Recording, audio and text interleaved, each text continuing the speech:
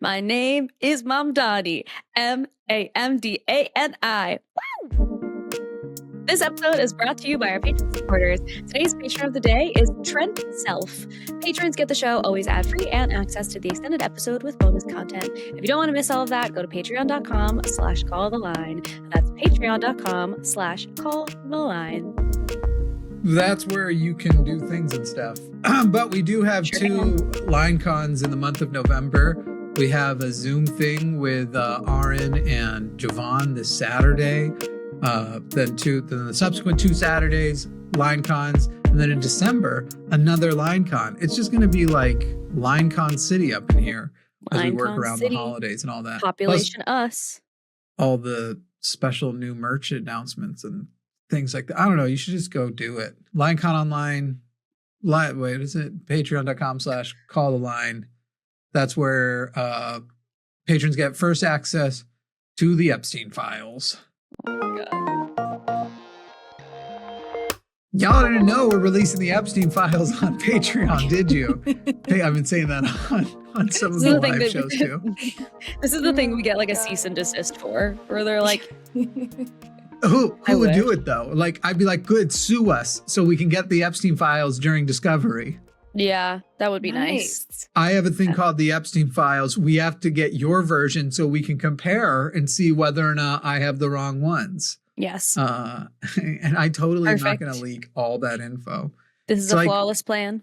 There are, you'll notice like tons of people call Trump a pedophile, but they literally never sue people for specifically that. Because discovery would, like, you'd get to go find out if he was a pedophile. Right. So that would be, just do it, dude. Just sue me. I think you're a pedo. I think you're worse than a pedo. I did see a news article, but I didn't fact check it, that allegedly the Justice Department is warning people about when these release that they actually look worse for Trump, something like that, than they were saying. But I didn't fact check it. I was just scrolling Reddit earlier. We do have actual news that we should probably actually start on this time instead of talking about some nonsense and whatever for the first while. On Tuesday night, it's funny because on Monday, all I heard was like Republicans be like, yeah, you know, so-and-so might win this race and stuff, but we've been making a lot of New Jersey progress over the last few years, and people like this person down in Virginia. So it's going to be a thing where the people, MAGA is going to show up. How they were basically saying like MAGA was either going to show up or the wins wouldn't be very impressive because MAGA still loves their president and want to support him. Bruh, the way state after state after state, they got blown out of the water. Not even fucking close. There. No. And it's funny because like the cope is coping so hard. It is mass doses of copium. I was just going to say, people love to say that in my comment section when I talk about, most things. Keep taking that copium. Okay. Yeah. And meanwhile, here they are just like Mike Johnson going up and being like, you know, you really don't want to take much away from it because Democrats won in blue states. It's not that impressive. And it's literally like, okay, well, first of all, Virginia flipped. Virginia had a Republican governor. Yeah, that was wild. Flipped to Abigail Spanberger, who is not like, New Jersey has been getting a closer and closer margin for the last few years, became more and more purple, and then blew out. Mikey Sherrill won as governor, like absolutely destroyed it. So all of their progress completely gone. But then I love it. The excitement of the night, the fun one, the one that also shows that Republicans cannot do math, but we knew this. Cannot, maybe will not. Zohran Mamdani wins the mayoral race in New York City, beating Jojo Sliwa and Andrew Cuomo for it, even though Donald Trump basically came out day of and endorsed. But here's my favorite part. He got 51% of the vote, okay? 51. So that means between all candidates, this is simple math, everybody else added up to 49. And yet you have all of these Republicans showing the numbers with him at 51 and Cuomo at 41 and JoJo at 71. I know it's not JoJo, or at 7 rather, and going like, all you guys had to do was vote for Cuomo instead. Trump told you just vote for Cuomo instead, and you wouldn't have a communist for mayor. 41 plus 7 is not 52, people. He had 51% of the vote. That means if every single Curtis Sliwa voter had voted for Andrew Cuomo, you still would have lost. And by the way, a lot of Sliwa voters did vote for Cuomo. Based on polling, probably at least half. So he already likely had anywhere from a 5 to 10 point boost from Trump and the Republicans. And then a huge boost of just the like, I don't want a communist, because they don't know the difference between communism and socialism, and even what type of communist or socialist a democratic socialist is, and where he actually falls in that whole thing. Because on the in the broad scheme of things, he at least is a leftist. He's a bit to the left of Bernie, but on the national or on the international stage, he would not be considered very far left, but he'd be left. At least he'd be like clearly left. Whereas Bernie on the world stage is like, you're like just left of moderate, but sometimes you be moderating. I don't know. Yeah. And it's not a good look, Bernie. You can do better. We know you can do better. I'm going to need you to go back in time and undo a lot of your Israel votes. Jesus Christ, Bernie. Yeah, that's what I was just going to say. Yeah, that's rough. But this is a huge, part of me was like, watching all of the content come through on social media, I was like, wow, this feels so good. It feels so nice. And I also was like, I remember the way that Republicans were when Trump won, and it felt like this is the reverse of that, where they were just like, yeah, we won, fuck you guys. And it's like, so part of me was like, they're definitely looking at all of this content and they think that we're fools, but I don't care. I think it's more important for people who are on the fence to see how exciting it is to have a blue wave. And it's other people, like people who maybe didn't feel as encouraged to vote will want to by seeing this blue wave come through. And you know what? We can critique everything tomorrow. Today, we're living out. We are living out today. Next week, we critique again. Today, I'm a libtard all day long. I'm kind of there. I'm like, I'll be back to like hard socialism next week, but I'm just going to be enjoying the obstruction of the Republicans' progress for a moment. I have to find joy somewhere sometimes every now and then, people. Yeah. But I was I was thinking about that, Alyssa, back in last November around this time of year, all of the stuff I was seeing and how it the TDS celebratory posts and whatever. And I was thinking about that in light of what I saw Wednesday morning. I woke up. It was like the most fun, just seeing all of this. It was so exciting. It had just happened because of the time difference for me. So I'm like getting to see all the people react in real time. And the difference to me, though, is I remember back last November, you guys tell me what you think. All the posts were just like, hell yeah. Like, it was just like Trump, like the picture of him with the blood and the fist in the air. And it was just like, we won. Daddy's home. There was no I saw so many beautiful posts this week that were just like saying, I'm feeling so hopeful because this, and this, because this policy, because of this policy. They were actually like naming concrete reasons why they were excited about these election results. Of course, there were also tons of posts that were also just like, I'm a liberal today, like that kind of thing, just excited. Well, those were my posts. I'm out there being a dick. I don't know what y'all are talking about, but I do think it's cool that there's like substance behind stuff too. Like, we don't even just have to be excited during these elections because, Trump lost or whatever. There was like actual cool things happening in different elections. Truthfully, the only thing I care about it at all is that it might indicate the midterms go bad for them and then the presidency turnover. There's still a lot about the future. I'm looking forward to a post-Trump era, and I hope I get to see a post, not just living Trump, but like Trumpism era in America, but we'll find out. But it's nice that their narratives about you know, the left will never win a major election again. We've been winning so hard and all that kind of stuff they're doing. Again, just watching them cope so hard with everything. And the way they're doubling down is like, doesn't matter the election, he's still your president. It's almost something I just don't have the time or the care, but I want somebody out there to go and like document every time somebody is like, just remember, he's your president. So we can like in 2029, when inevitably it's probably, like, guys, it's probably Gavin Newsom. Like, I don't know what to tell you. Gavin Newsom's probably the president in 29. He's definitely the nominee. But anyway, could be worse. Could be a lot better. Could be worse. So much better.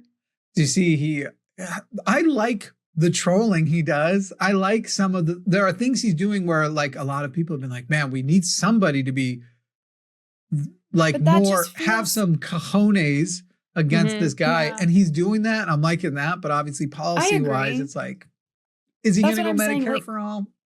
Is he? Yeah, it feels like just a reaction to Trump instead of just like, I'm waiting for the day when we can actually be excited about a candidate for just them and their policies, not just because of their reaction to what's been going on. You know what I mean? I don't want it to just be revenge. I want it to be an actual, I know you also feel that way, like a step forward, like something exciting. And that's why I'm so annoyed about Gavin Newsom, because that does not feel exciting. I mean, his social media game is great, but that's about and it helped. Look, they're not going to run a woman of color or a woman or a person of color likely next time. There's a few people men of color that they potentially would trying to have another Obama moment, but women aren't getting the next one because, the last two women to run didn't win.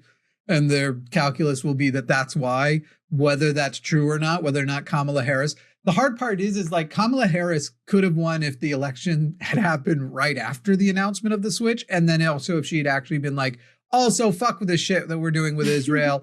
And by the way, we need Medicare for all. I think she absolutely would have won. I agree. I don't know if I don't know how much harder that would have gotten against a candidate that wasn't Trump.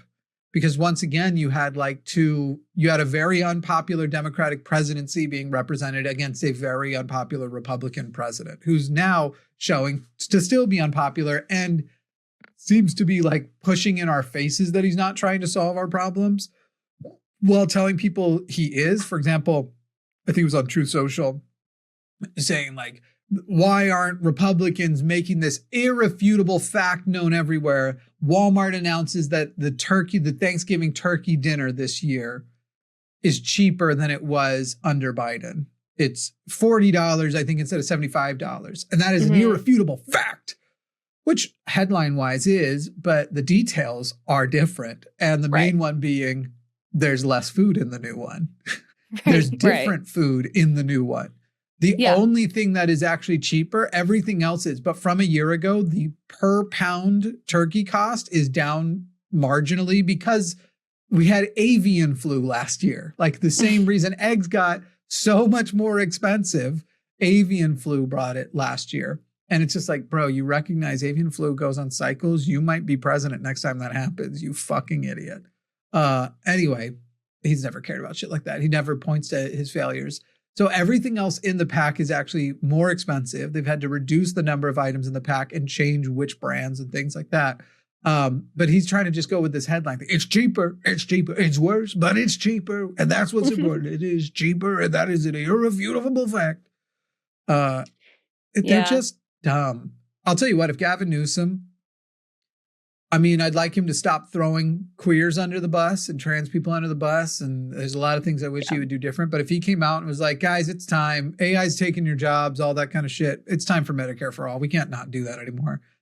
I don't care if otherwise he's just a whiny liberal guy. You will have Jimmy Snow, Gavin Newsom, leftist cheerleader. If he would just come out for Medicare for all gets me far with a lot of candidates. Like there's a lot of people, they could have a really problematic past and I would still be like, Medicare for all in the general election. That's my guy. Endorsed. Yeah. But I feel like that's a lot of the time the difference that I feel between people who are not even necessarily conservative. It's like MAGA more than anything. I guess also kind of just Republican Party. And many of the people who are like young and on the left, where I think that there's a better understanding. Obviously, this is like speaking in big generalities, but there's a better understanding of like, there's no favorite politician. That's fucking weird. Stop saying that. So like when they say like, what if your favorite politician is in the Epstein files? I don't fucking have one, you weirdo. They are public servants. That's a weird thing to say. And what I don't know if about, Mamdani ends up in the, I'd be devastated. I'll be so sad. No, I'll be so sad. Based on the fact that he's 34, if he's in the Epstein files, it'd be as a victim. As a victim. Yeah, exactly. Right. Oh God. But the point is that we are, I think, doing a better job of shifting the focus into like, what are the actual issues that candidates are trying to solve for? What are the proposals that they have? Like, what is the plan? And I think that part of that is in response to how poorly Kamala's campaign did that, and like how poorly they communicated what their plan was. I think that made a big difference, because now I think everyone's like a little more locked in on like, I'm so happy that, you know, Gavin Newsom has personality and has some bite to him, because I think it's going to be important for some people. But I'm also really, really, really glad that people are also like locking in on like, well, but also. Yeah. You know what I think? I don't know about all that. They should, when the debate season comes around next time, man, Zohran, just call me. I've got ideas. They should make a coalition of mayors that is bipartisan or whatever, Republican, Democrat, whatever. And it should be like, you get a mayor from a blue state or a blue city. So Zohran would be one. And then you go ahead and you get yourself a red one too, because you're not going to get the people to agree unless you do both.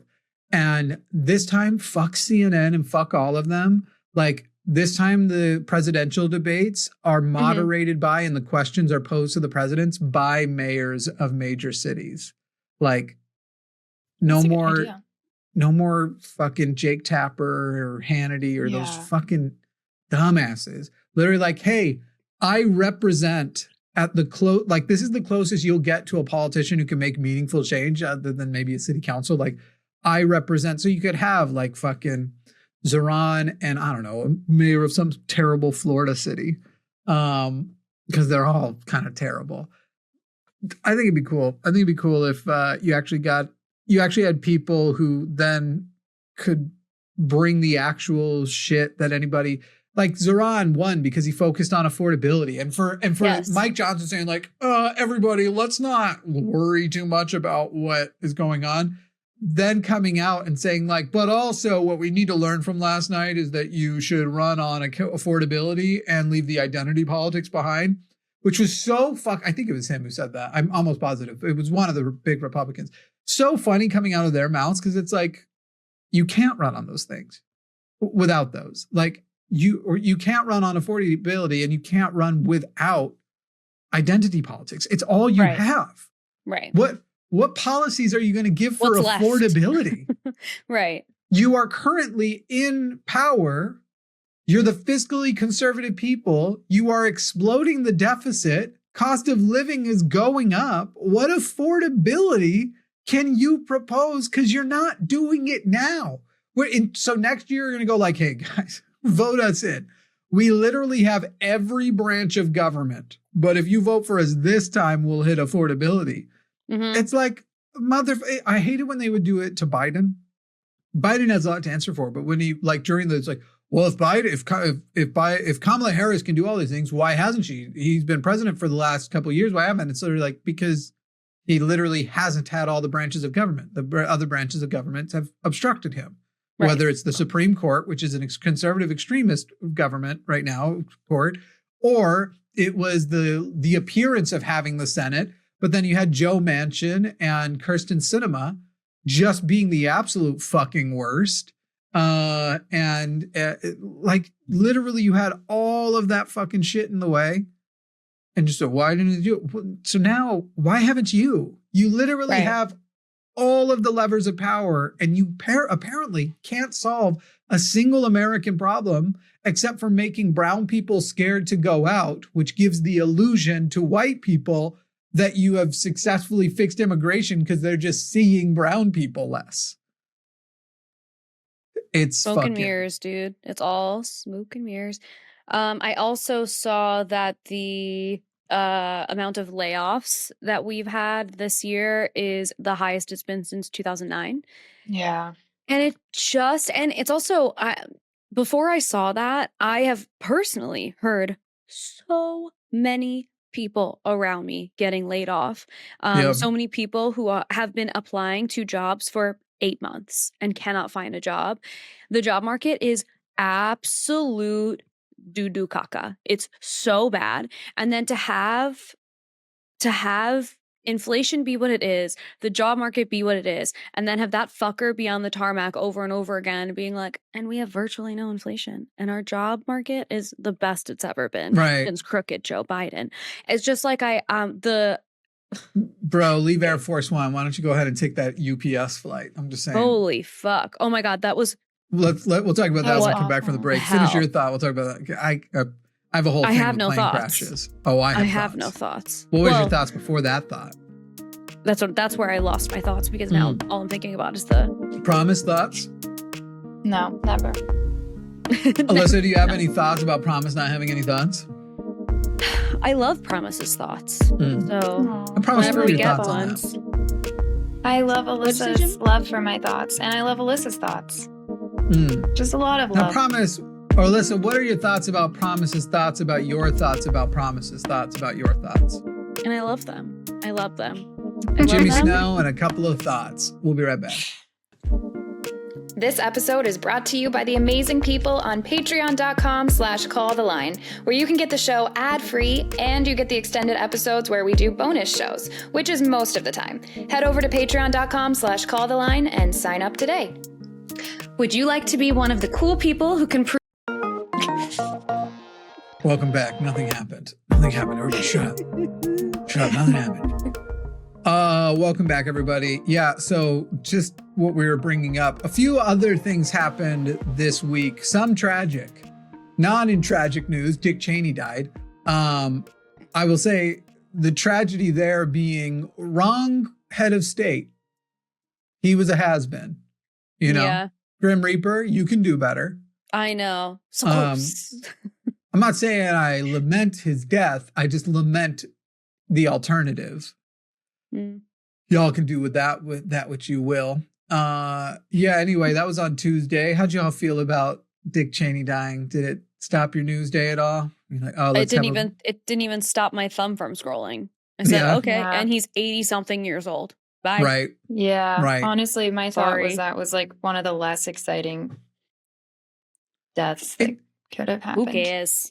It kind of reveals like the scourge of liberals who are just like, oh, as long as we're making some kind of progress, as long as things look right, we'll embrace fucking anyone and anything.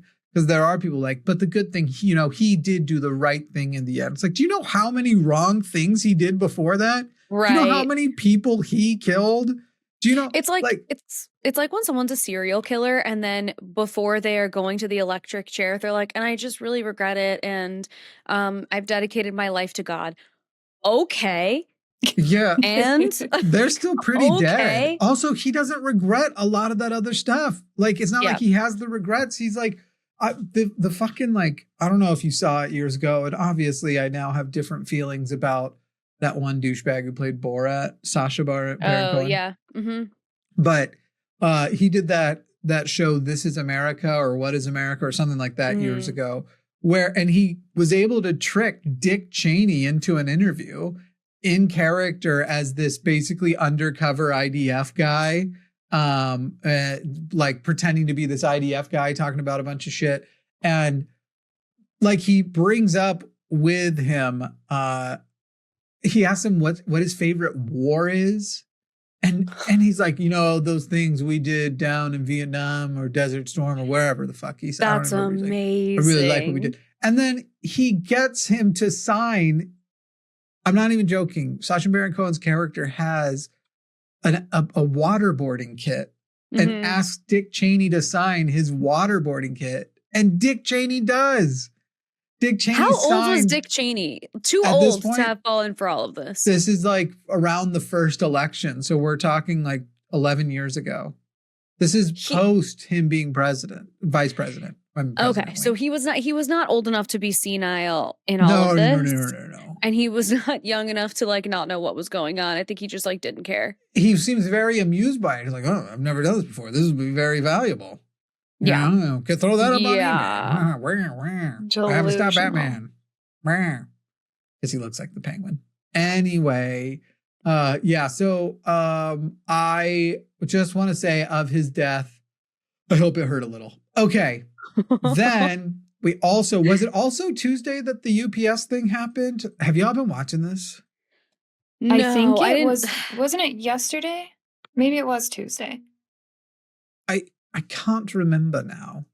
I don't think it was yesterday because I was telling my partner about it yesterday. So I think it was also Tuesday. And the new video, I think it was like late Tuesday night. The new video is coming from like the dash cam and stuff. And because this plane, so a UPS cargo plane crashed in Louisville, Kentucky, and it was on its way to Honolulu. So if you can imagine how much gas it had, how much jet fuel it had to get from Kentucky to Honolulu, that'll tell you how big the explosion was. So far, they've revealed 12 people confirmed dead. But here's the thing with me in it. This is the thing I've probably told you all about, but I talked to my partner about anytime we see a plane, I go, do you think that thing's about to crash? If it's like landing at the airport nearby. That's how because I have stress dreams about plane crashes all the time. I witness plane crashes in these dreams all the time, to the point that I'm like, it feels like I'm prepping for it. Like I have some expectation. I also have I have a 9/11 obsession that gets really bad like once every other year, to where I'm like, all right, well, I guess I'll just go watch every bit of archival footage again. It's not healthy for you, especially when you get all the crazy videos and pictures of the people who jumped. It's bad for you. The sound of them like hitting different stuff, like I hear it like a ringtone in my head all the time. Anyway, it's bad for you. You shouldn't have this obsession. I didn't see the video of the plane until literally just this moment. That dash cam video. Holy fucking shit. No one can hear you, promise. Oh, I was saying it does. But someone will comment that I was talking over you.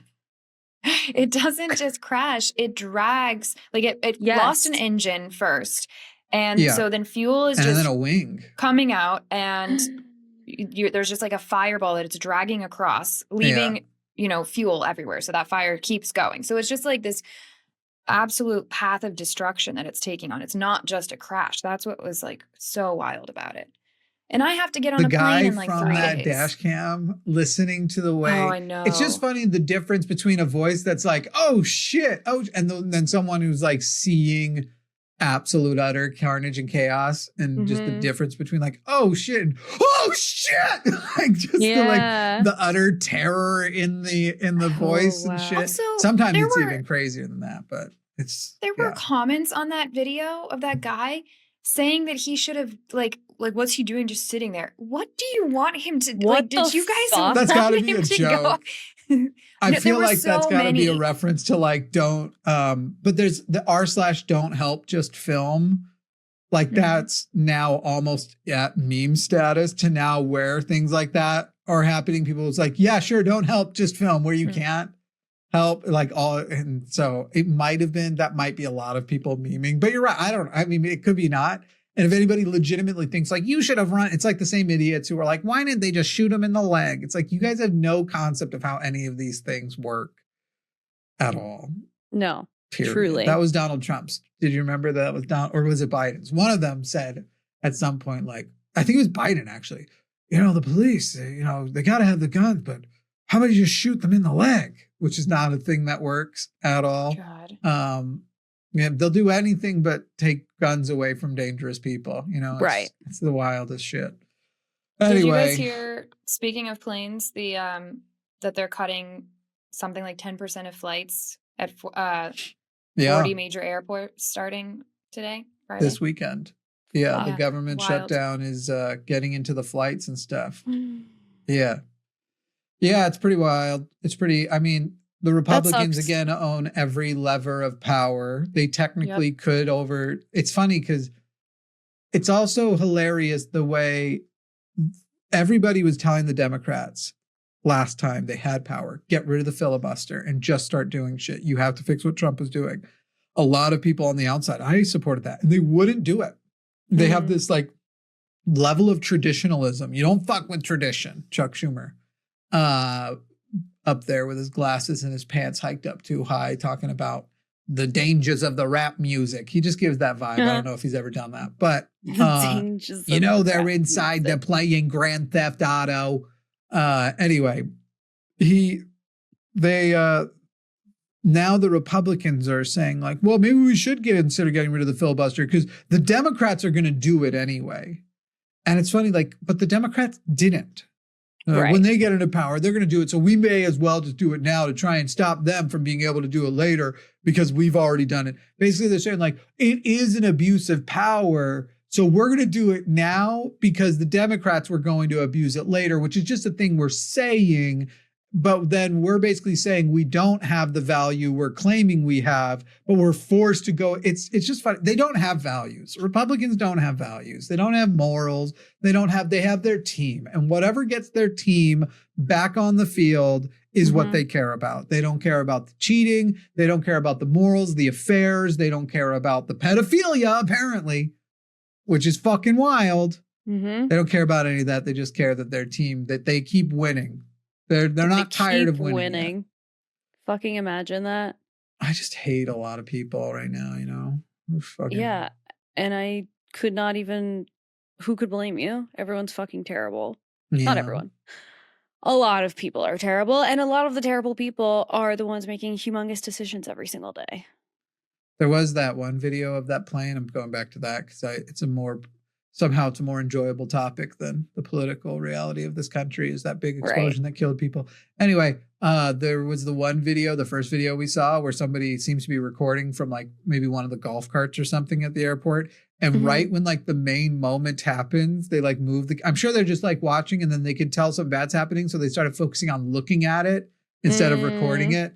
So their phone like falls away. Yeah. And like, oh, that's from r/kill the cameraman. I'm sure we'll be on there in another year. Do you know these subreddits? No, I haven't seen that.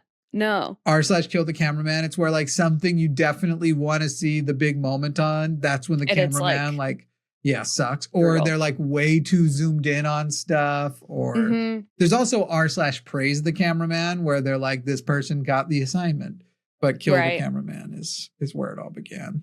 There's so many funny little corners of Reddit like that. I'm so glad that people have made these aren't that small though. These aren't like little corners. These are pretty popular ones. Yeah, but it's like there's so many different categories of things. Like the little, not in the size of the group, but in the category. It just is like specifically videos that are when you wanted the camera to be in one place and it wasn't. Yeah. And an entire forum of, I'm sure millions of people are in there.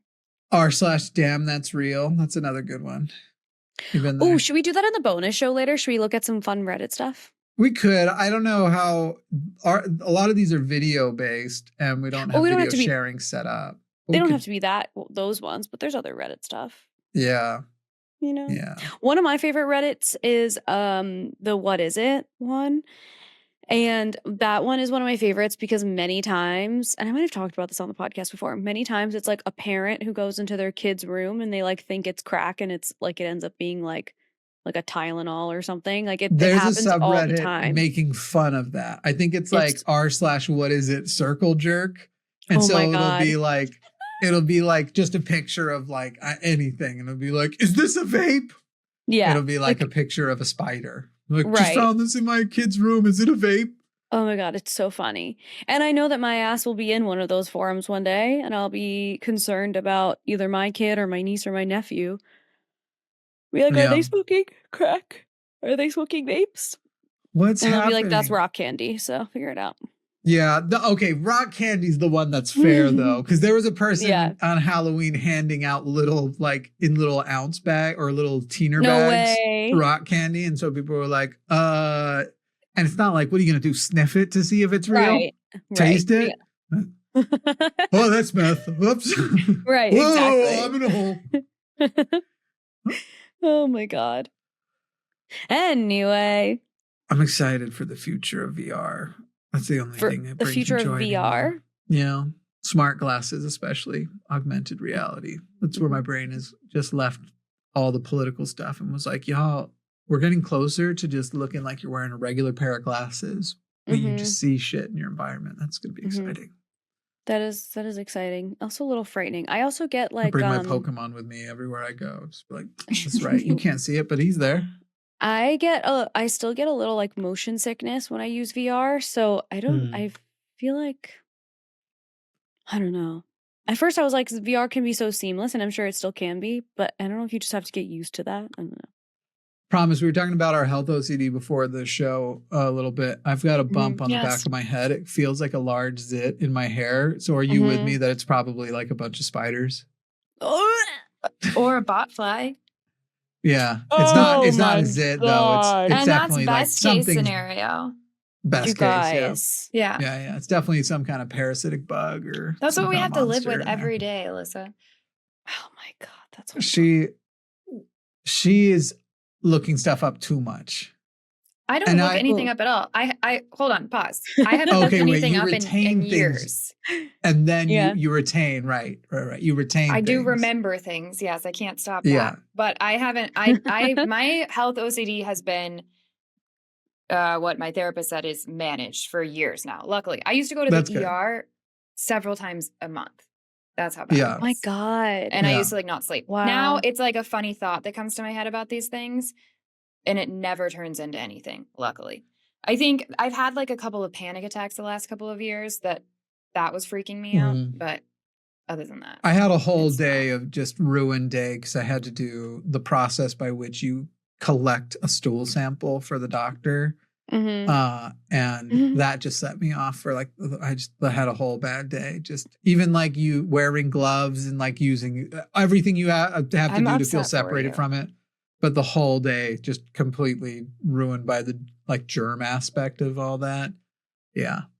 I'm pretty bad with that. Me and raw meat also, I buy the like disposable kitchen gloves so I can just like, I don't go through like 6 of those things per chicken I'm cooking. Gloves. So I'm really crazy because I learned that you actually have a higher chance of cross-contamination if you wear gloves because you've created this false sense of safety and you forget. I'm sure you do it fine. I just know it for myself. So I decided I was like, you missed where I said I go through 6. I'm talking like the ones they use in like cafeterias that you're supposed to put on, do one thing, take them off, and then throw them off. No, I know, but I can't. I have like one hand and I dedicate like 2 fingers to be able to do whatever I need to do with the raw meat, and then I just go like the most scalding hot water with like soap over and over and over again, and I always like keep that one part of that's the only part where I did the raw meat thing, and then I thoroughly sanitize. And then the rest of the meal, like it cannot have anything to do with that area. Yeah, I do. I just do that. I a lot of the isolation stuff, my partner makes fun of how like, I won't let anything near the sink. Like if a spoon has gotten too close to the sink in the kitchen, it's done. It's like you put it down there. It's like, oh, this we'll clean. Yeah. And like pick it right back. No. It's lost its role. Get that the fuck out of here. Also, how long can a glass of water sit somewhere before you're like, I'm done with that water now? So we're going to always have things that are different. I don't drink from open glasses of water. I exclusively use bottles. How long could a bottle of water sit there? Like sealed? As long as I can't smell anything on the... It's been open before. Yeah. Been open before, fine, and even refilled, fine. I like to refill. But as soon as I can smell the cap, if I smell anything right there, I'm done with it. I'm done. And sometimes it's probably a smell that's just stuck in my nose. But I would say between like washes and stuff, like the washable water bottles, I'll do like, if I know I'm going to drink it all right then, like if I'm at my partner's apartment, I'll get a glass and drink out of the Brita filter or the zero water that's in the fridge. But once I put the glass down, I'm pretty much done with it. That's how I feel. It's contaminated at that point. Yeah, I just only pour myself as much as I'll actually drink. That's usually. smarter than me. Cold water's harder to drink though. So sometimes I'm like, I'll get a little too much, I'll get cold. So then I'll just hold on to it. Much. And then I'll still finish it within a minute. Alyssa, do you have any of these problems? So feel like I you don't don't. have I don't have like health OCD, but where my like version of that might be is I cannot control my thoughts at all when it has to do with like animal stuff. Like Yeah. I want to get a new bag and I want to get new boots. And in my head, I'm like, if I get things that are real leather, they will last me a long time. Like I have one leather tote bag that I bought 15 years ago and it looks the same. Like it looks great. Yeah. And so part of me, and like my Doc Martens are real leather, they look awesome and they will last me forever. And I also know that like plastic is so bad for the environment. So do you get fake leather that will fall apart, is bad for the environment to make? Or do you get the real leather? And then this is the thing that I have in my head all the time. And then the problem is that I will think every time I reach for that leather bag, I will think about an animal getting its skin ripped off of its body. Like I can't stop it. Would you feel that way if it was makes me so upset. vintage?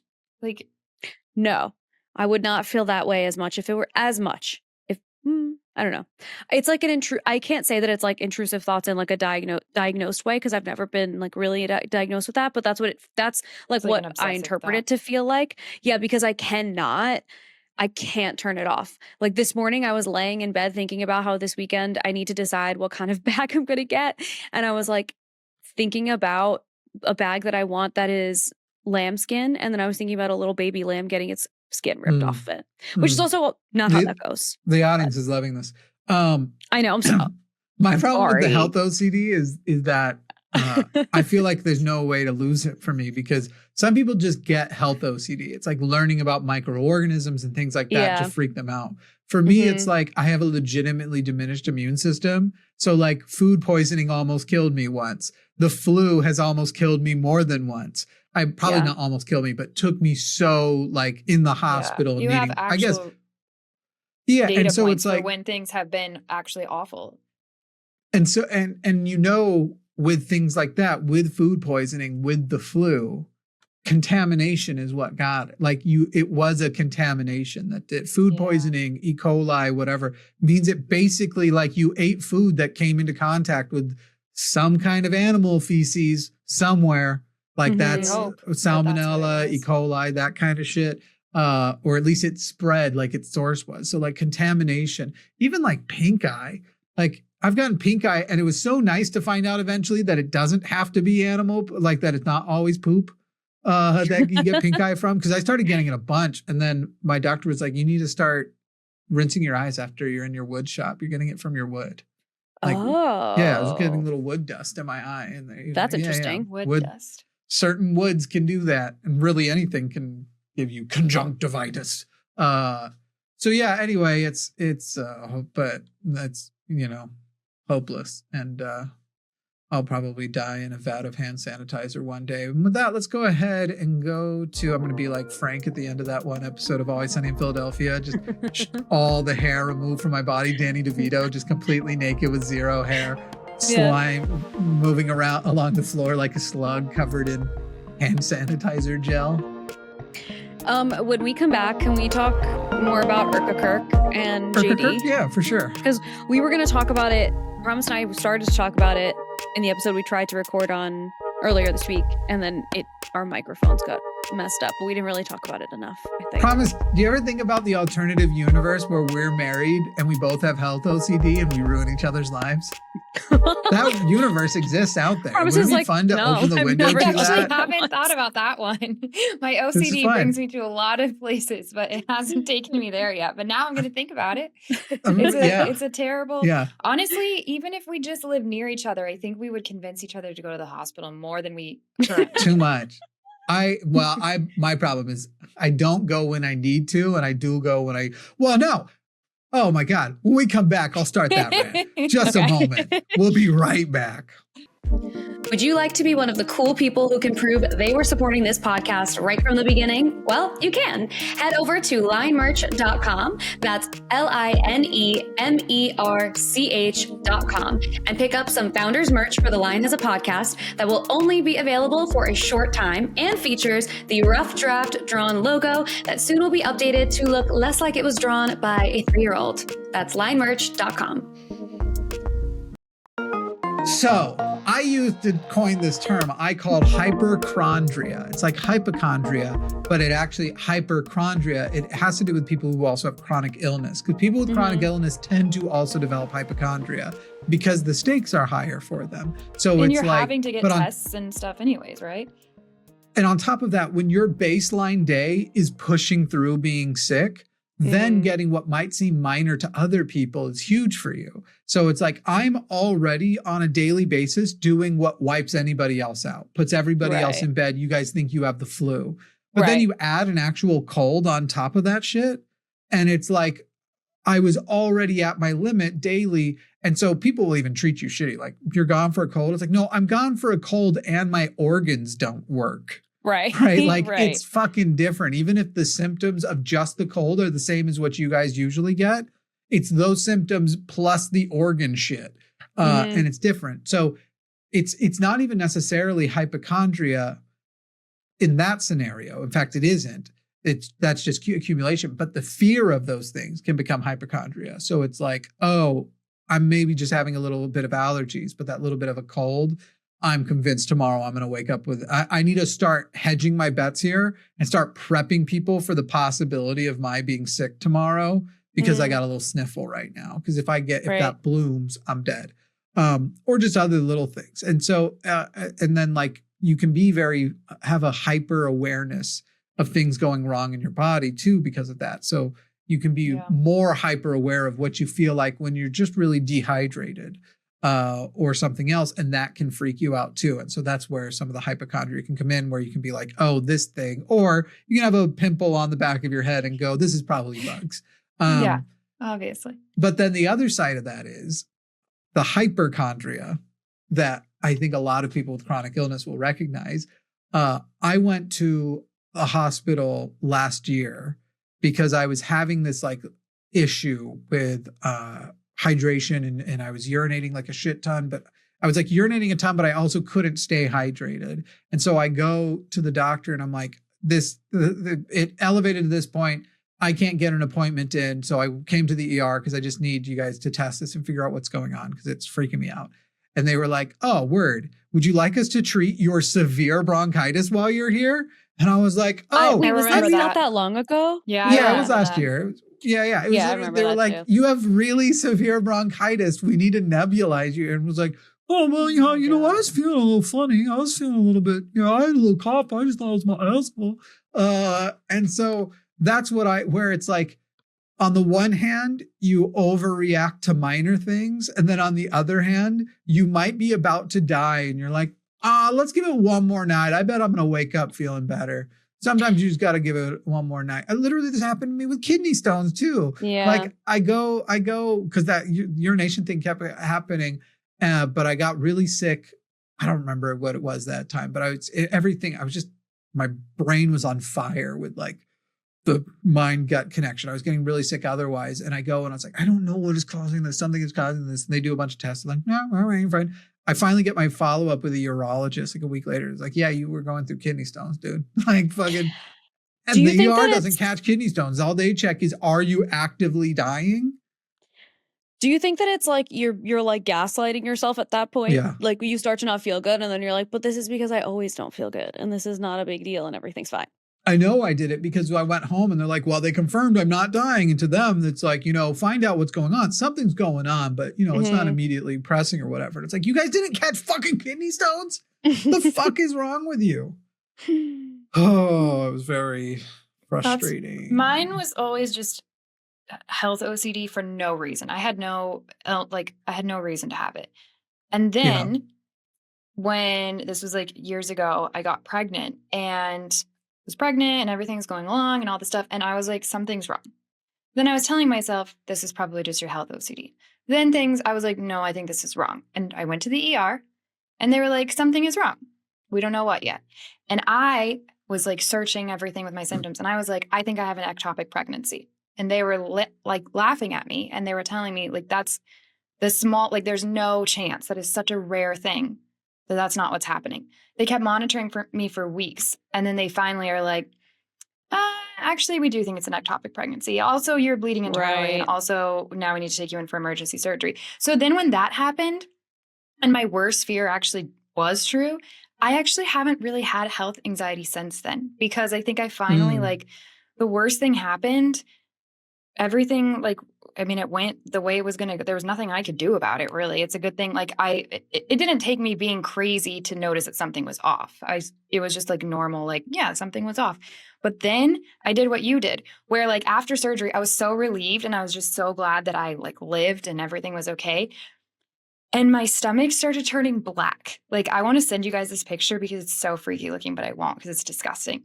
But my stomach started turning like absolutely black. And I go in to see my doctor. She was like, immediately go to the ER. Immediately go to the ER. And I go there and this trauma doctor is seeing me and he was like, how much pain are you in? And I was like, a lot. And he goes, it's like, how are you talking right now? Because you have major internal bleeding. Again, it was like a thing. And I was like, I just am happy that like surgery went well. So like, I thought it would be okay. But it's one of those things where you just overcorrect it one way or the other. Anyways, it ended up being okay. But they had me on morphine and everything, and I could getting still a vasectomy because I'm like, I'm gonna way overreact to people will get blood pooling in their testicles and their scrotum will like inflate to the size of a grapefruit and be black. I would freak out. Ugh. I would freak out.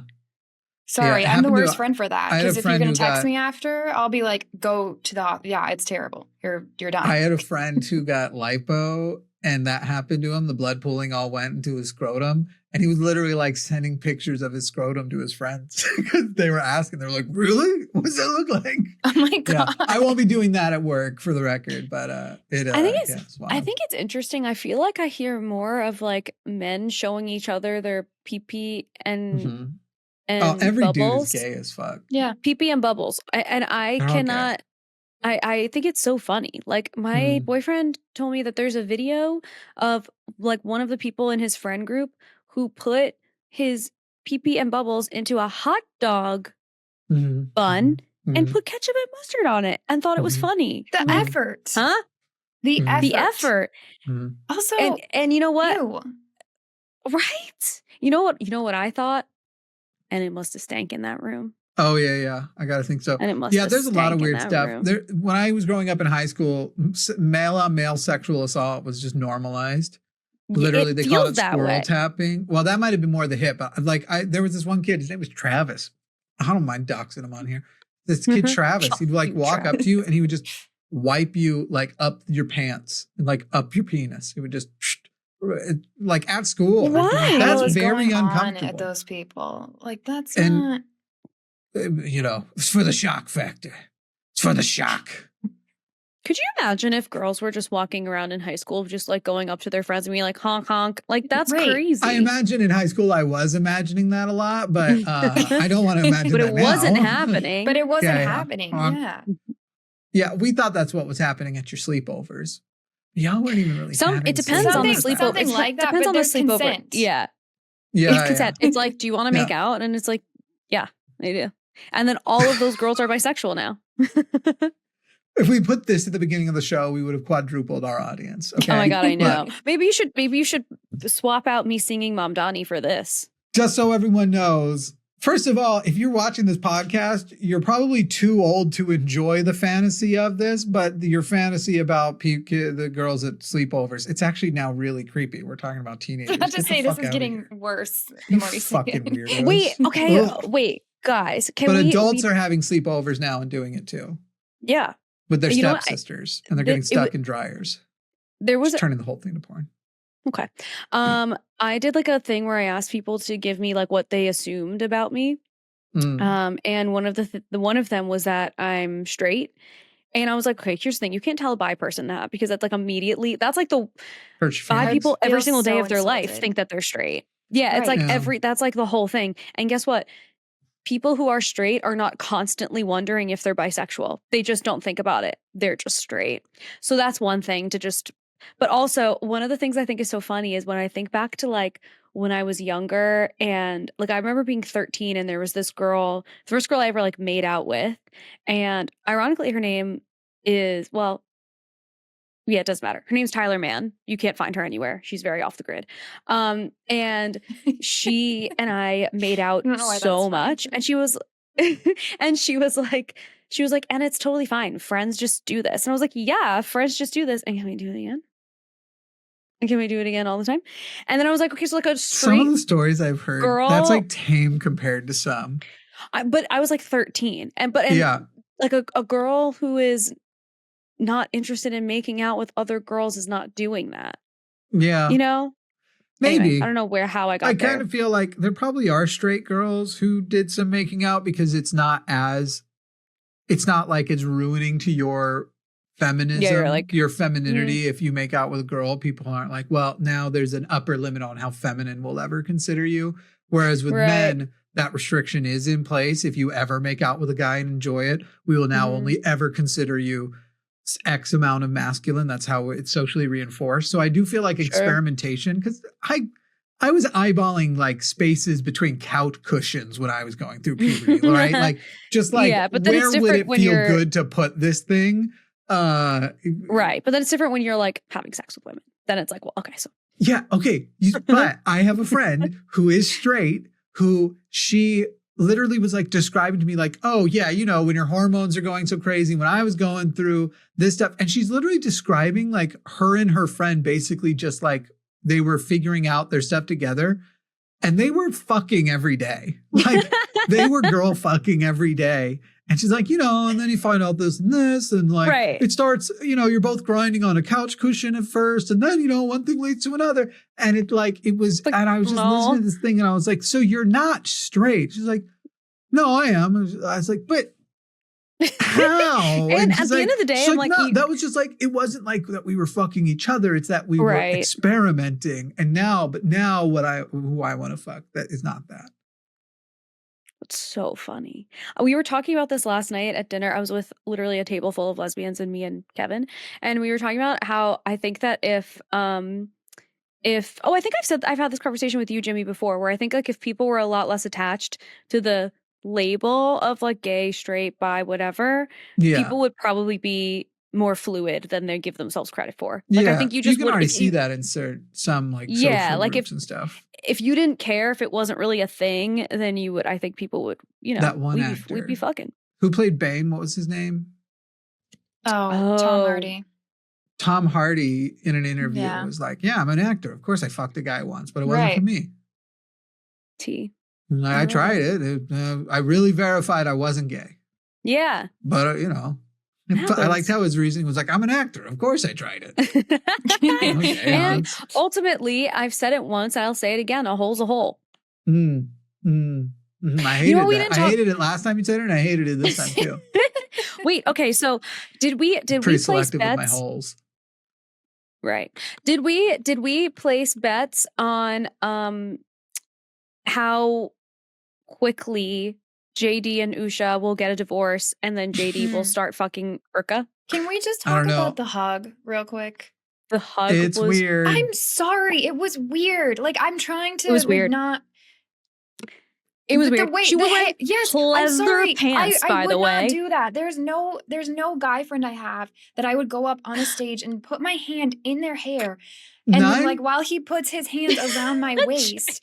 You know what's weird is not you, but for some reason I kind of think Alyssa. I think when you and I meet for the first time, if you hugged me, it wouldn't surprise me at all if you put your hand on the back of my head. I'm a very it would surprise me because of the height difference. Right. Yeah. Then again, you and I also have like a history of something, not anything insignificant, but I don't know. It's like I'm a very touchy person in general, so yeah, like I could see that very with a kind of person, but not a conservative. No, but I also like this is something where I have to remember that not everyone likes this. So like when I learned that Arden is not like a huggy person, I was like, okay, I'm glad that I know that now because I am some people, just most I'm people huggy. Yeah. One thing about me, I'm holding your hand. And I'm just very like, I don't know. I think that to some degree frightening. No, I think I'm trying to figure out I'm trying to smell for soap. You don't smell your hands to make sure you've like washed your hands in the last hour or so. I think you've revealed That's something not one of about the you there, moves. Jimmy. I not one of the moves that I I overwash my hands, but I know you do. this hand smells freshly like watermelon. This one smells like I didn't hit it as hard as the other. So now I very compulsively want to go and extra wash my left hand. Don't touch your face my with God. it. You're freaking me out now. Oh my God, Don't you say too. that. Okay, What's on my wait, face? Can we guess? Can we like place a bet basically of when we think it's gonna be Erika JD JD? Vance strikes me like my parents, the kind of person who will stay in his marriage optically no matter what. He's not going to break the illusion. Right. I will say within this same category, y'all noticing how mad Democrats are that Mamdani is married to an absolute fox? Are they mad? Why? And now they're trying to create conspiracies that they found out he's married to this gorgeous woman, and now they're like creating conspiracies that she's the person pulling all the strings behind the scenes. Based on like nothing. Just based her being present and hot. And also, I'll say it. Who the fuck cares if that's true? Who cares? Yeah. If things are getting done and it's the things that I want to get done that are getting done, I actually could give a fuck who's the one who's making the plan behind the scene. Who cares? Yeah. By the way, Usha Vance is Hindu. Yes. Very interesting. Yeah, but let's talk about how JD Vance publicly said that he is hoping she's going to convert, which I'm not shocked by that at all, because of course he hopes that. He says he hopes that she'll one day see the same truth that he's found. Yeah, I don't think that's that. If you're going to accept that they're both religious, the way he put it was actually kind of fine. I think that's a weird, I think that's a thing that we will lose on if we center. I don't think we need to center it, but I think it pisses me off because I think the answer should have been that's my wife's, like that has nothing to do. That's not relevant with this. That's between my wife and I, and that's not information that anybody else needs to know. Because I think that it's rude to imply any kind, like, that's crazy. Because imagine if she said, yes, I do hope that he someday, sees the truth that I found in Hinduism. All the Republicans would lose their minds. Yeah. I think it's also like, it's not worth center like this, and it's the reason why it hasn't been like in the center of the news, but like it's more just that it's weird, and that it's like that paired with the timing of the very hand strokey thing that Erika was doing. Sure. While, by the way, she's talking about mourning her husband wearing leather goddamn pants on that stage. The whole thing, that her whole presentation's been weird the whole time. Right. I haven't seen that woman cry once. The way I haven't seen her cry once. I've seen her do this actually, a lot. The ring finger to that. Right. I haven't seen her. Not that, and it's not that like ultimately her husband died. I'm sure she cried. I'm sure she cried. I'm sure it was very upsetting. I don't want to like invalidate what that is. What I think is weird is like within how 2 days she put on Instagram her like molesting his dead and yellow hand. His corpse. That was weird. That was so weird. She continues to be weird, and I don't know. That paired with the timing of JD being like, I hope that my wife. I really think you all should give up on this one. I'm trying to like if you actually look at everything he's ever said, he's actually a pretty good model of interfaith relationships and being like, we very much respect each other. We let our kids participate in both traditions. Like, I think if you go watch everything he's ever said, you're going to be like, ooh, this is going to be a loser for us if we focus on it. No. Here's the thing. This is a convo amongst friends. I'm not going to like put real money down, but boy, would I love to see it happen. Not because those poor kids. No, that part. Yeah. I'm just saying the interfaith thing. I wouldn't go down on the Usha route. Literally a Christian like JD Vance to the MAGA base telling him that he lets his kids participate in Hindu traditions. Like arguably could have gone really, really badly. So I would say maybe it did behind the scenes. The phrasing of what he had said in the more recent interview was maybe kind of based on his expectation. People had seen the stuff beforehand, so wasn't very good. I think you'd actually find that the holistic, kind of like the way he, especially to Republicans, is very clever about the way he'll say, like, I have a dear friend who I love who is trans, but, and his messaging on stuff like that, actually, for people who don't agree with it, he's good at presenting it the way that sounds the best, even as his policies are fucking horrible, right? But he makes it sound very empathetic and very caring. So while day to day, I suspect behind the scenes, and if we could look in that there are probably super toxic elements of that just because of the kind of guy he is, I think trying to go after the messaging, everybody on our side already agrees. So if you try to go and change people's minds on the other side using something like that to point out his hypocrisy, it'll make us look worse. Oh, I'm not trying to go to the other side to bring this to the table. I'm not any interested in any that side that's at not all. with us that we're trying to win. My point in bringing it up is that do we think that JD is going to put his tiny little lipstick pee-pee near Erika Kirk in the next 6 months? Yes or no? I say yes.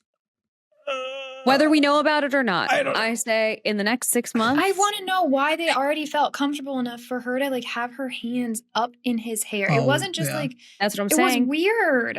And his hand placement on her. Like if somebody hugged me that way, I would feel uncomfortable. The way, if I were Usha, I would have grabbed him by the fucking nuts and said, never fucking again. Are you serious? Insane. It was. Well, I don't think I'd have gone that far. Again, wouldn't be surprised if literally that's how you hugged me. I wouldn't do that. And in combination with him having his like hand around her waist like that. Yeah. At one point, he had both hands on her hips. The only reason I'm not going to like go down hard or go on any bets or anything like that is one, I'm not a woman. So as a guy, I have to be more cognizant of like, this is more the kind of thing that usually a guy would use to discredit a woman. Like, oh, look at the way she's all over so-and-so's dick. So I have to be extra careful. But I'd say the second thing is her hug with Trump at the funeral was also super fucking creepy. So she might just be a creepy hugger. But he looked so uncomfortable. He did the like peel out almost like I fucked her. You know I did. You know, frankly, we did it before we came out here. I thought that one looked arguably creepier. His arms. Yeah. No, this one looked mutual. I think that's what the weirdness was. Is it looked mutual. There didn't seem to be an aggressor in the situation. What if he's just more socially aware than Trump? Like, if they what? What if he's just more socially aware than Trump? Like, no, but he was like, oh, I need to reflect this energy back. Yeah, look, I would not reflect that. But I think I would not. If someone hugged me and they were like in the back of my head and stroking, I would not. I would be like, ugh. I wouldn't be like, well, now I need to, per the social construct, hump you back. I wouldn't do that. I would be like, let's let's cool it off. What is this? But I don't know. We'll see. I feel thought like it we're was 3 days weird. away though from us losing because somebody's like, oh, she has autism, and then it's like, well, now we look like dicks. Losing what? Oh, the whole argument. Like they're just like, she's neurodivergent. She literally was just trying to like make sure everyone knew. I don't know. That might explain like a handful of things that Erika's done where like it just doesn't feel like aligned. Like it's not like normal the posting. Way. It's not even good at fake. She's not even good at faking it if she's faking it.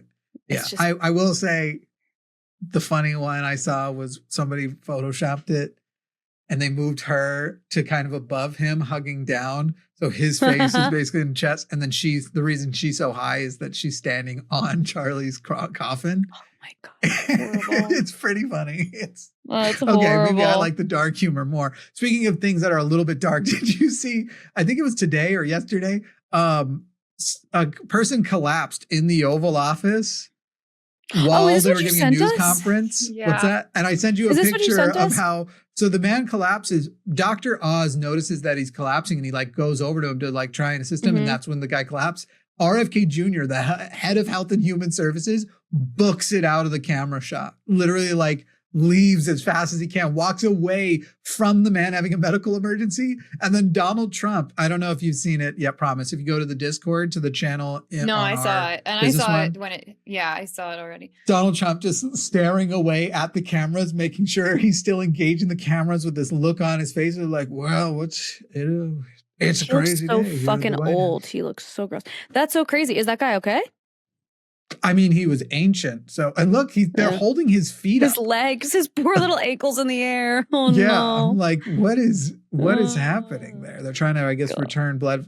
I think they're doctors, so they're probably doing something. Yeah. And then anytime I see Caroline Levitt anywhere, I just am like, is that oh her my in the God. back? I think that's her. And I just wish, wouldn't it be weird if it was Erika Kirk again? What is she doing there? What is she doing? This wasn't anything to do with any of that. I Sorry, know. y'all. That was in JD Vance's office. Exactly. Yeah, I don't know. I'm not going to read too into the hug. Where else were his hands aren't that low? Where else were his hands supposed to go if she goes up? I think here's the thing. I think when people hug each other and it's not weird, there's nothing to talk about for 20 minutes. Yeah. We have stuff to unpack about it. So it's like something is weird. Something is weird about it. But what if we're the assholes and she's just neurodivergent? I don't know. I'll tell you, the two people on this call who are saying that it's weird are me and Promise. Mm-hmm. And I'm the one saying, well, I can't jump Look at these. If I make a lot of the same arguments, I can't. That hand, that's weird. That hand did not that's need to weird. be right there. That's weird. I believe that's as they're separating and it's in motion. Oh, so it looks worse down as a still. Her waist? That's worse. I think he went like this. They came back and looked at each other like you would at a dance. No, again, I don't. Here's the thing. The number one reason why I don't think they're fucking is I think they would have been smarter if they were. JD Vance is a very intelligent man. I have no idea. Is very clearly aware. Weird. No one can hear you. You muted again. I'm not muted. I don't hear you. Oh, I hear her. Yeah. Wait, you hear her, but I don't? Yeah. I hear her. Wait, say something, Promise? No. Hello, I'm talking. Say something. Hello. Did you hear that? Is not on. I heard nothing. What? I hear her. That's so weird. That is weird. Let me see. And I'm not muted. When you talk, the green bars on Riverside don't even move. Hello? It's moving. I think you're going to have to refresh. On my end, it's moving. Oh, it's not moving on my end, but I hear you. That's super weird too. That's so you're not being weird. Recorded. But you know what's weird? For the first time, your video is so crisp. It says I'm being recorded on my end. All right, well, maybe refresh. Let's go ahead and hit the outro music. And when we get to the bonus show over at patreon.com/call the line, we'll see if we can hear. Wait, say something. Hello? Nope. The hell? I think your mic broke.